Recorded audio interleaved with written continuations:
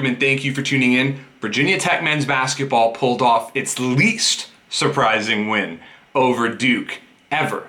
This one was written in the stars with the Hokies going out and picking up a 74-67 win over the Blue Devils in Cassell Coliseum. Look, the Hokies would have won by more had the Cassell guard been there to support. I mean, they just destroyed Duke defensively in the first half. They were suffocating the Blue Devils, forcing them to take so many bad shots, particularly behind the three-point line. It was a joy to watch. This team was clicking, and Mike Young has turned this team into a squad that is greater than the sum of its parts. I said heading into this game that Duke had a better team on paper, but that was not going to be enough because they do not have the team chemistry like Virginia Tech. They have not picked up a top 25 win yet this season. They are overrated. Simple as that.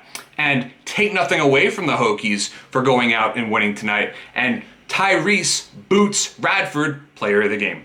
18 points, 12 rebounds. I said after the Notre Dame win that Boots had to attack the basket more, and he did exactly that. He backed down from no one. He pulled in 12 rebounds. How many times do I have to repeat that he pulled down 12 rebounds when he is an undersized guard? His timing, his leaping ability, his physicality, and just overall ability to win the ball against players who are so much bigger than him will never, ever cease to amaze me. And that's why I will always say that when all is said and done, Boots will have number 23 hanging in the rafters at Cassell Coliseum. His number will be retired, and he will go down as a Virginia Tech basketball legend. Keve Aluma had 17 points and 7 rebounds. You know, he's just so skilled, fundamentally sharp as iron, and, you know, he just finds so many different ways to score.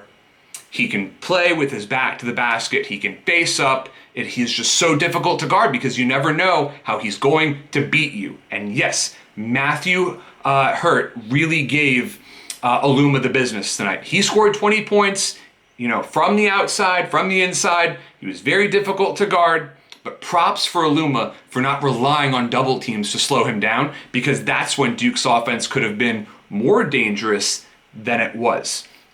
But Jalen Cone, you know, the announcers tonight said that he is the best sixth man in the ACC. I'm wondering, is he the best sixth man in all of college basketball?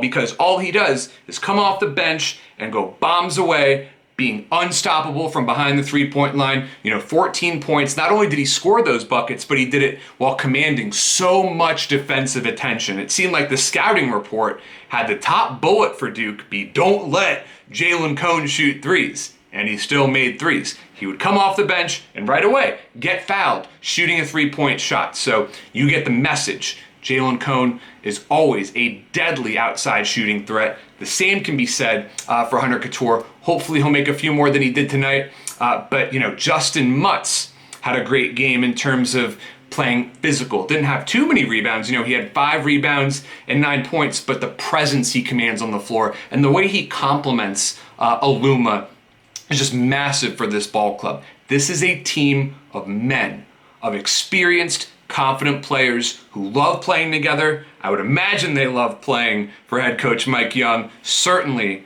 Hokie Nation loves Mike Young, and the popcorn keeps on popping in Blacksburg. Thank you so much for tuning in. And if you've watched for this long, you might as well subscribe to my channel.